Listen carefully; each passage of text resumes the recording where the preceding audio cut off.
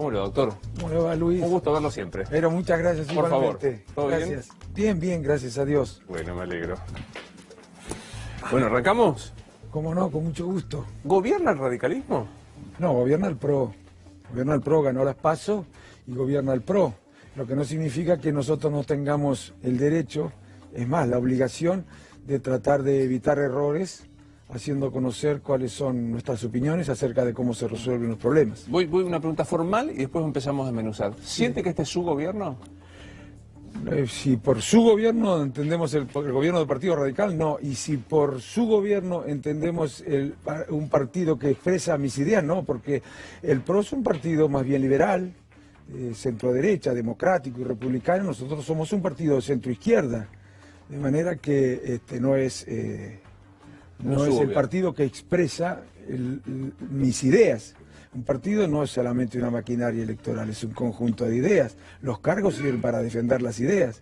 Bueno, y las ideas del PRO y las de la Unión Cívica Radical son distintas. El que diga que no es así no dice la verdad. No dice la verdad. Hagamos la pregunta menos técnica. ¿Está contento con el gobierno Macri?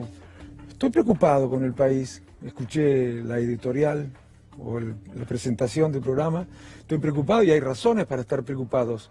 En el 2015 estábamos preocupados por los indicadores socioeconómicos, y hoy son más o menos los mismos, son muy parecidos. Yo expreso una mirada distinta acerca de la actitud del partido. Yo tengo una mirada crítica respecto de la actitud que el partido ha venido teniendo desde el 2015 hasta la fecha en Cambiemos, ¿no? No era eso lo que nosotros habíamos dicho que íbamos a hacer. O sea, lo que está haciendo hoy el gobierno no se parece a... Lo que está haciendo la Unión Cívica Radical no es lo que dijo que iba a hacer en el caso de que no ganaran las PASO. ¿Y qué no está haciendo de lo que se había prometido? Y dijimos, bueno, en primer lugar dijimos que somos un frente distinto, que reúne a fuerzas que piensan distinto, que se reunían por la República, para no alargar demasiado la cosa. Pero que en el caso de que no ganáramos las PASO, y esto es lo que es interesante, la Unión Cívica Radical aprovecharía todos los recursos políticos, partidarios, institucionales, para evitar que se cometan errores, para tratar de influir en la gestión, para tratar de influir en el rumbo y en las decisiones, y que no acompañaríamos decisiones que nosotros creíamos que no había que acompañar. Esto se podía materializar, podía haber actuado así la Unión Cívica Radical si hubiera creado un mecanismo hacia adentro de Cambiemos, si se hubiera creado, que le permitiera a cada una de las fuerzas, antes de que se tomen las decisiones, hacer oír su voz. Estoy seguro que hubiéramos evitado, por ejemplo, el error de las tarifas, o el de las mineras. Le pongo un ejemplo, el de las tarifas. El presidente del radicalismo, el gobernador Cornejo, vino y dijo, hay que modificarlo. Y se obtiene, como toda solución, que de cada 1.000 pesos de gas, solo 250 lo refinancien. Y con tasa. Y con interés. No, eso no resuelve el problema, para nada. ¿Se mejoró la economía? No, la economía sí mejoró, bueno, todavía estamos con muchas dificultades, como decía al principio. Tenemos una inflación que no logramos controlar, tenemos un déficit fiscal muy alto, incluso más alto tal vez que el de, por lo menos después de pagar los intereses, más alto que existía antes. Tenemos déficit comercial, niveles de actividad económica que apenas recuperan los niveles que existían en el 2015. Tenemos todavía problemas de calidad de empleo muy serios, de desempleo y calidad de empleo muy serios. No, la situación es muy compleja. Muy compleja. Pero desde el punto de vista de la filosofía que inspira la gestión con la que está identificada el PRO, la mayoría de los del PRO, yo creo que hay una afinidad. En aquellos años se creía que lo mejor que podían hacer los gobiernos por la gente, por la economía. De la economía depende mucho la calidad de vida de la gente. Entonces, en consecuencia, por la gente, era meterse lo menos posible en la economía. Que había que garantizar estabilidad de precios, orden en las cuentas públicas, y después de lo demás se ocupa el mercado. La mano invisible del mercado. La mano invisible del mercado. Para mí es tan invisible que no la he visto nunca, ¿no? Pero... Sí, claro, exactamente. Y bueno, y a unos los golpea y a otros no, la mano invisible, a otros los acaricia. Pero el mercado no construye sociedades justas, no distribuye con equidad la riqueza, no tiene horizontes temporales ni éticos, ni siquiera asigna necesariamente la manera más racional los recursos, pero no porque sea malo el mercado, porque esa no es su función, esa es función de la política. La primera vez que se toma una decisión que vos considerás incorrecta y no te han consultado, agarrás y le decís, o le dice, perdón Luis, miren, no tomen más decisiones sin consultarnos, porque en este caso, porque puede ser un remedio peor que la enfermedad, yo me voy a callar la boca, pero de aquí en adelante, cuando se trate de decisiones importantes, consúltenme, porque yo no estoy acá pintado. Y no pienso igual que ustedes. No es el PRO, no es el radicalismo. El que diga eso no dice la verdad. Claro. Los psicoanalistas se enojan mucho cuando uso esta frase que voy a usar ahora, pero intenta ser gráfica. Yo suelo decir, para que haya un sádico es menester que haya un masoquista. Sí, claro. Para que haya un PRO que desconoce el radicalismo, ¿hay un cierto masoquismo radical? Bueno, vamos a sacarlo del masoquismo, porque si hay un partido que se colocó en esa situación, en todo caso, se colocó en esa situación, no era necesario, al contrario. Yo creo que en todo caso la riqueza de Cambiemos, se decía, era la pluralidad, su diferencia. Ahora, parece que esa era la riqueza de Cambiemos hasta que ganó las elecciones. Una vez que ganó las elecciones, la riqueza de Cambiemos ya era la escribanía o la anuencia.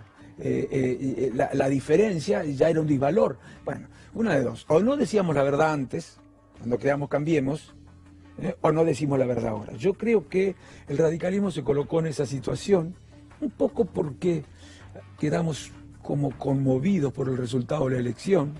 Era casi como que no teníamos derecho frente a bueno, habíamos salido tan lejos de Macri, como si no tuviéramos derecho a opinar. Otro un poco por temor a la opinión, por temor a la reputación del partido en la opinión pública. A que digan algo, mirá, los radicales en lugar de acompañar tratan de imponer sus ideas. Y a nosotros no nos gusta que nos digan, se lo voy a decir a un amigo que lo quiero mucho, si me escucha sabrá a qué me refiero. No nos gustan que nos digan que hay que acatar sin chistar lo que nos diga el PRO. No nos gusta eso a nosotros. No, el de Mendoza dice menos radicalismo y más Cambiemos. Menos radicalismo todavía. Yo no lo entiendo realmente eso. Habría que preguntar además a qué se refiere. ¿Menos lugares en las listas o menos ideas? Veo con una remera que dice, más sensibilidad, menos Excel. Sí, claro. Y le diría más paciencia también y más consideración por la gente, por lo menos al ministro Aranguren, que creo que es una buena persona, pero no está en una empresa. Un gobierno no es una empresa, el Estado no es una empresa. Ni los que lo manejan son patrones, ni los ciudadanos somos empleados. Y hoy el esfuerzo de hoy con las tarifas, con las mineras... Bueno, no se corrige, no se corrige. No es equitativo, quiero decir. No se corrige. En primer lugar, el 25% de la cuota se va a dividir con interés. Esto ya se había hecho el año pasado y no se morigeró el impacto negativo que tenía sobre los presupuestos familiares el valor de las tarifas. En segundo lugar, no solamente los presupuestos familiares sufren, yo recorro mucho la provincia y las provincias, y voy a los parques industriales y hablo con las cámaras de comercio, no me reúno solo con los radicales, no le hablo solo a los radicales, le trato de hablar a la sociedad, a los sectores que por lo menos me parece que necesitan de la representación del partido. Dicen que no pueden enfrentar las tarifas. Estuve en una ciudad el otro día que tiene un parque industrial, el 40% de las empresas que están allí, de las pymes que están allí, tienen un problema muy serio para pagar las tarifas, los comercios. Me llamó uno de Mar del Plata, pagaba 17.000 pesos entre luz y gas, 50.000 pesos entre luz y gas, ahora si yo no lo puedo sostener a esto. Bueno, y por supuesto, para esos sectores de la economía nos sirve el aplanamiento o la división, porque siempre consumen lo mismo. Claro. No hay consumo estacional, siempre consumen lo mismo. ¿Y qué solución hubo para eso? Bueno, pues los radicales, yo lo vi a Mario Negri y al gobernador de Mendoza salir casi victoriosos de la Casa Rosada, que conseguimos cuotas para el gas. Bueno, yo creo que no, esto no sé, tendrán que explicar por qué creen que el problema... Primero, el presupuesto familiar, eso se consiguió para el presupuesto familiar, para las pymes no, porque no sirve para las pymes eso. Además, no solamente el presupuesto familiar se ve afectado por el gas, que fue lo que se resolvió en esa reunión, se ve afectado por la luz y por el agua, para eso no hubo nada. Y por supuesto para las pymes tampoco hubo nada. Y me llama la atención que no consulte el partido y también el gobierno a las asociaciones de consumidores. Me imagino, ¿extraña al viejo? Sí, claro, como no, cualquiera extraña al padre. Y en estas circunstancias... me gustaría poder conversar con él mucho, siempre me preguntaría tantas cosas, creo que le haría bien a muchos radicales. Sería bueno, porque algunos no podrían decir, si estuviera él, lo que haría él, porque se lo tendría que preguntar a él. Y entonces no se equivocarían, porque me parece que algunos se apresuran a responder cuando le hacen algunas preguntas, y debieran ser un poco más prudentes y más discretos, ¿no? En todo caso, no se doblan las ideas. No. Como está hoy, ¿corre riesgo de romperse o de doblarse el radicalismo? De callarse.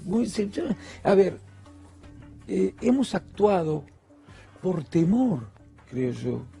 Algunos porque era más cómodo en términos de asegurarse más chances en la carrera política. Algunos, estoy seguro que lo hicieron por eso. La minoría. Pero más que nada por temor, hemos actuado como si, hasta lo he escuchado en una reunión, como si entre el radicalismo y el PRO no hubiera diferencia. Incluso algunos dicen que las diferencias que creíamos que existían no eran sino prejuicios.